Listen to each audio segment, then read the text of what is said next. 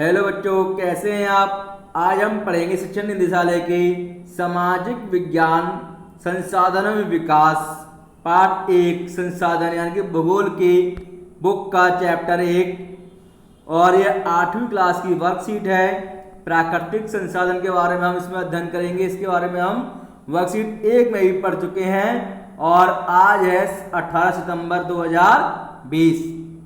तो वर्कशीट 1 में हमने जाना था कि वैसी सभी चीज़ें जिनकी कुछ उपयोगिता होती है, यानी कि हमारे यूज में जो आती हैं, प्रयोग में आती हैं अथवा प्रयोज्यता होती है, वे संसाधन कहलाती हैं। इस उपयोगिता का कोई आर्थिक मूल्य हो यह आवश्यक नहीं है। जैसे कोई मनोरम दृश्य है, मनोरम भूदृश्य का कोई आर्थिक महत्व नहीं है, लेकिन वही धातुओं या जीवाश्म ईंधन का आर्थिक मूल्य होता है, यानी कि ये पैसों से खरीदी जाती हैं और दोनों ही हमारे लिए महत्वपूर्ण संसाधन है। अब प्रश्न उठता है, क्या सभी संसाधन जो हमने पिछली वर्कशीट में वर्गीकृत किए थे एक जैसे स्रोत से प्राप्त होते हैं या अलग अलग स्रोतों से प्राप्त होती हैं। आइए गतिविधि करते हैं। क्या करते हैं? गतिविधि करते हैं। यहाँ कुछ पदार्थों के नाम दिए गए हैं, जैसे मिट्टी, खिलौना, वाहन, जंगल, पुल, रेल, खनिज, पर्वत, सड़क, इमारतें, कोयला, फर्नीचर, पेट्रोलियम, प्राकृतिक गैस, सूर्य का प्रकाश, वायु आदि। आप इसमें और भी बहुत कुछ जोड़ सकते हैं। अब क्या आप इन्हें या अन्य पदार्थों जो आपके परिवेश में उपलब्ध हैं को उनकी उत्पत्ति के आधार पर दो समूह में वर्गीकृत कर सकते हैं। एक उदाहरण दिया हुआ है ना, तो हम इनको दो समूह में बांट देते हैं, दो समूह में बांट देते हैं। एक है प्रकृति से प्राप्त होने वाले पदार्थ और दूसरा है मानव द्वारा बनाए जाने वाले पदार्थ। तो इसमें एक उदाहरण हमारे लिए दिया गया है, जैसे मिट्टी, ये प्रकृति से प्राप्त होने वाला पदार्थ है और मानव द्वारा बनाए जाने वाला पदार्थ है खिलौना। ऐसे ही प्रकृति से प्राप्त होने वाले और क्या है, मिट्टी के अलावा जंगल प्रकृति से प्राप्त होता है और खनिज, पर्वत, कोयला प्रकृति से प्राप्त होता है, पेट्रोलियम भी प्रकृति से प्राप्त होती है, प्राकृतिक गैस, सूर्य का प्रकाश और वायु, ये सब हमें कहां से प्राप्त होते हैं? प्रकृति से। तो ये प्रकृति से प्राप्त होने वाले पदार्थ हैं। और मानवों द्वारा बनाए जाने वाले पदार्थ कौन कौन से हैं? खिलौना, वाहन यानी कि गाड़ियां किसने बनाई है? मनुष्य ने बनाई है। पुल मनुष्य ने बनाया है। रेल, सड़क किसने बनाई? मनुष्य ने। इमारतें और फर्नीचर ये मानव द्वारा बनाए जाने वाले पदार्थ हैं। तो इसको आप अपनी कॉपी में लिख लीजिए। इसको आप अपनी कॉपी में लिख लीजिए।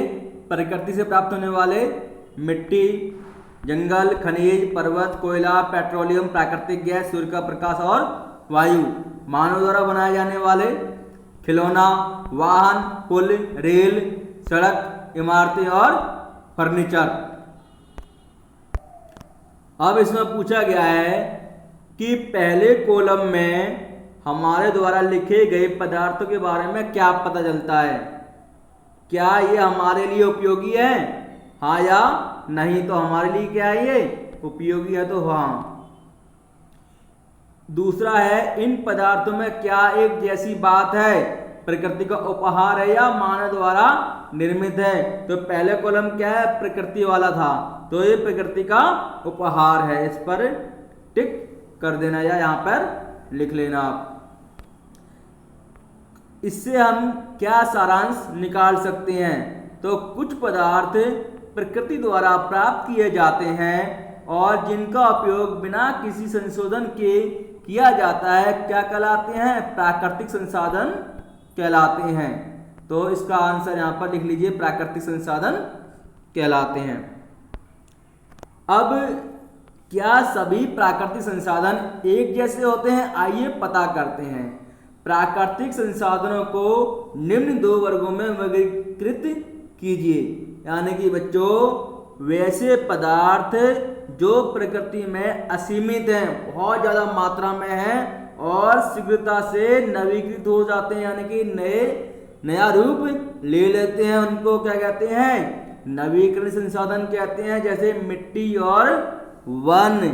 इसके अलावा सूर्य का प्रकाश है, वायु है और जल है।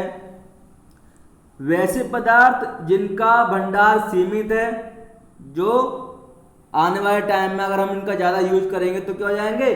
खत्म हो जाएंगे, और जो नवीकृत होने में हजारों वर्ष लेते हैं, जो नया रूप लेने में बहुत समय लेते हैं, जैसे खनिज पदार्थ, कोयला, पेट्रोलियम, ये क्या हो जाएंगे? धीरे धीरे खत्म हो जाएंगे अगर हम इसका यूज बहुत ज़्यादा मात्रा में करेंगे तो। उपरोक्त का अवलोकन करने पर हम कह सकते हैं कि कुछ पदार्थ, कुछ प्राकृतिक संसाधन जो प्रकृति में असीमित मात्रा में उपलब्ध है, कुछ प्राकृतिक संसाधन जो प्रकृति में बहुत ज़्यादा मात्रा में उपलब्ध हैं और शीघ्रता से नवीकृत हो जाते हैं, नवीकरणीय संसाधन कहलाते हैं। क्या कहलाते हैं? नवीकरणीय संसाधन कहलाते हैं, जैसे मिट्टी और वन। वहीं कुछ प्राकृतिक संसाधन हैं जिनका भंडार सीमित है, खत्म होने वाले हैं और इन्हें पुनः पूरित होने में हजारों वर्ष का समय लगता है, अनवीकरणीय संसाधन कहलाते हैं। यानी कि वे संसाधन जो हमारे यहाँ पर सीमित मात्रा में उपलब्ध हैं और वो खत्म हो जाएंगे आने वाले समय में, और इनको दोबारा से बनने में भी हजारों वर्ष का समय लग जाता है, अनवीकरणीय संसाधन कहलाते हैं, जैसे खनिज हो गया, कोयला हो गया, है ना। तो बच्चों, वैसे इस बात का ध्यान रखना चाहिए कि नवीकरणीय संसाधनों का लापरवाही से प्रयोग करने पर वो भी खत्म हो सकते हैं। ऐसा नहीं है कि अनवीकरणीय संसाधन ही खत्म होंगे, परंतु अगर हम नवीकरणीय संसाधनों का भी लापरवाही से इस्तेमाल करेंगे तो वो भी खत्म हो जाएंगे। जैसे जल या मिट्टी असीमित मात्रा में उपलब्ध है, लेकिन इनका लापरवाही से उपयोग करने पर ये भी प्रयोग के लायक नहीं रहेंगे। जैसे कि अगर हम देखें तो इस समय पीने का पानी हमें उपलब्ध नहीं है, क्योंकि पीने का जल क्या होता जा रहा है? सीमित मात्रा में उपलब्ध है और धीरे धीरे वो समाप्त होता जा रहा है। तो अब इसके प्रश्न उत्तर है, प्राकृतिक संसाधन क्या होते हैं? कुछ उदाहरण लिखिए। तो जो पदार्थ या संसाधन हमें प्रकृति से प्राप्त होते हैं वे प्राकृतिक संसाधन कहलाते हैं, जैसे मिट्टी, वन, खनिज पदार्थ, पर्वत, है ना, ये सारे क्या हैं?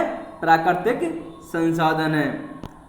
दूसरा क्वेश्चन है, नवीकरणीय एवं अनवीकरणीय संसाधनों के बीच उदाहरण सहित अंतर स्पष्ट कीजिए। तो नवीकरणीय संसाधन कौन से होते हैं? इसको टिक कर दे रहा हूं मैं और इसके आंसर आप लिख लेना। कुछ प्राकृतिक संसाधन जो प्रकृति में असीमित मात्रा में उपलब्ध हैं और शीघ्रता से नवीकृत हो जाते हैं, नवीकरणीय संसाधन कहलाते हैं, जैसे मिट्टी और वन। अनवीकरणीय संसाधन कौन से हो गए?